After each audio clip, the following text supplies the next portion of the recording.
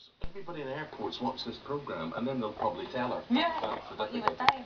Well, in an article published yesterday, the journalist Rachel Rife suggested women who want their husbands present at the birth of their child risk wrecking their marriage. Yeah, she writes that childbirth makes the husband view female biology in an entirely new light and can destroy intimacy between a man and a woman. So today, we're going to find out if that's true. Joining us now is journalist Sonia Poulton and husband and wife Andy and Sam Lawrence. They've both got very different sets of opinions. And we should say, as they talk and we ask them questions, whatever, and you hear the ins and outs of all of, maybe the ins and outs of their own description, but you know what I mean.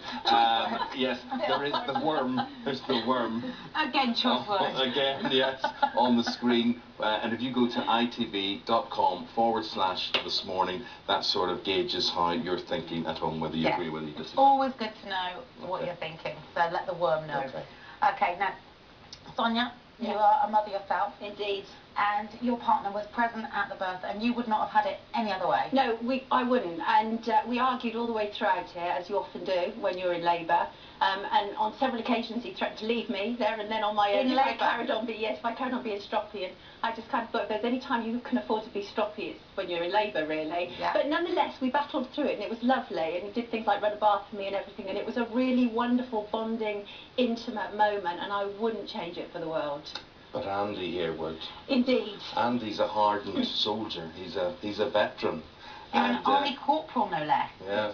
Trained for the atrocities of war. Yeah. But couldn't handle what you saw in the delivery room.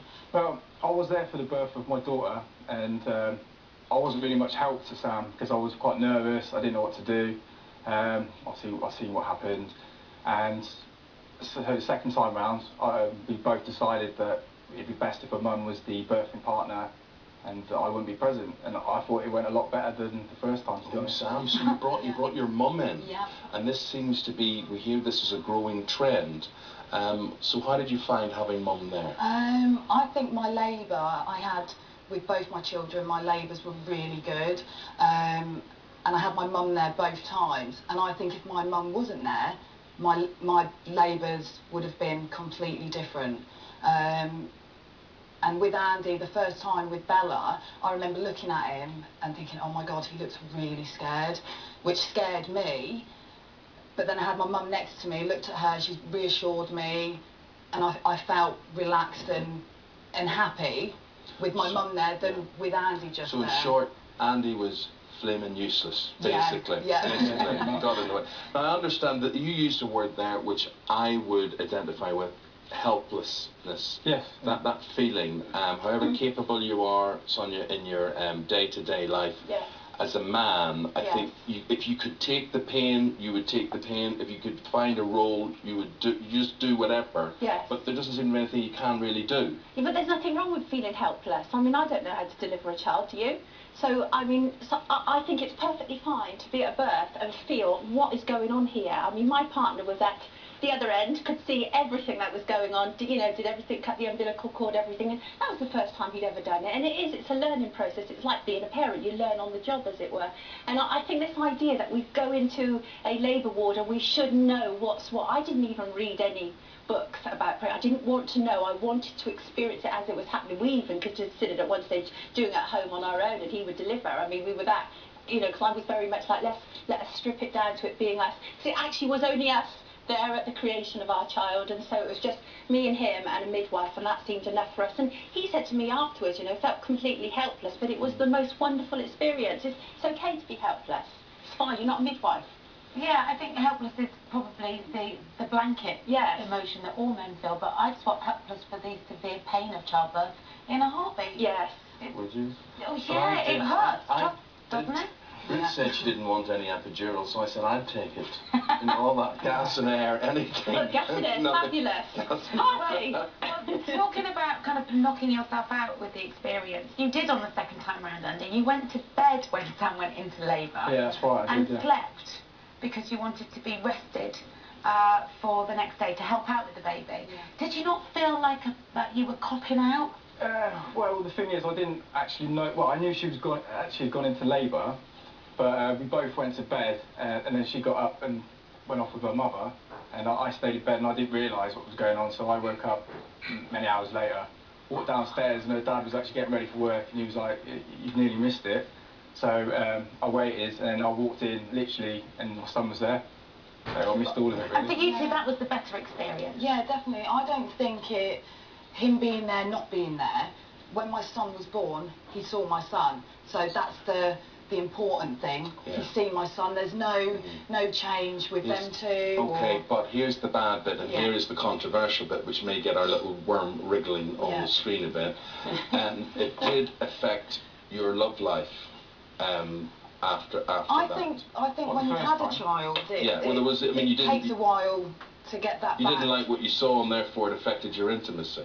Yeah, for a little while, but I think that's the case with everyone. If everyone was honest with themselves, a little bit, because obviously they can't have sex for a couple of weeks anyway. Yeah. And then it's always in the back of your mind. Well, I personally, it might not be that for everyone, but for me, I did think about it a little bit. Eventually I got over it. So that's a good reason for a man not to be in the delivery room as well. Well, yeah. If you look There's back, things you shouldn't see. That's what you're Yeah, saying. I think as well. Yeah, Do definitely. you agree with that, Sam? Yeah, I said to him, if you go down that end, no, I would be fuming. I did not want... Did you feel embarrassed then, Sam? Yeah, I did feel that he shouldn't see that. Well, why would you feel like that, though? Because it's, I mean, giving birth is arguably the most natural thing you can do as a woman. Yeah, I don't know. I think it's because... it's personal, it's my body. I don't know what's going on down there. I can't see that. Yes, I'm having a baby and you're going to see your child. Do you really need to see that? I don't think so. Sonia? Well, I mean, honestly, I really don't mean to disrespect you. In the moment that somebody says I don't mean to disrespect you, they're about to disrespect you, and I really don't mean to. My first response is like, grow up. I mean, that is my first response. And I don't mean that necessarily to you. It's just this idea that, you know, our bodies are multifunctional. They are sexual. They can produce babies. They can do all manner of things. We know that. And that's the same kind of attitude. I presume you don't also like him seeing you on the toilet either. It's that kind of attitude. Yeah. It's that kind of attitude. Whereas me, I'm much more in a relationship. I'm much more intimate. It's like if I'm going to create a baby with somebody, there's no more... You can't surpass that in terms of intimacy, as far as I'm concerned. So, you know, it was like free-for-all when I was giving birth. It's like we are both in this. We are both involved. We created her, and so we are going through this together. And it wasn't a case of me forcing him, not at all. He absolutely wanted to be there. So this idea that, you know, that you might go off of sex after, I find that a little bit worrying, really, because it's like, how strong is a relationship if giving birth would affect that, really? Well, guys, just before we continue, is our worm working? Let's say it there. And what is that saying? Well, it's saying... Sonia, 81% of our audience are agreeing with you.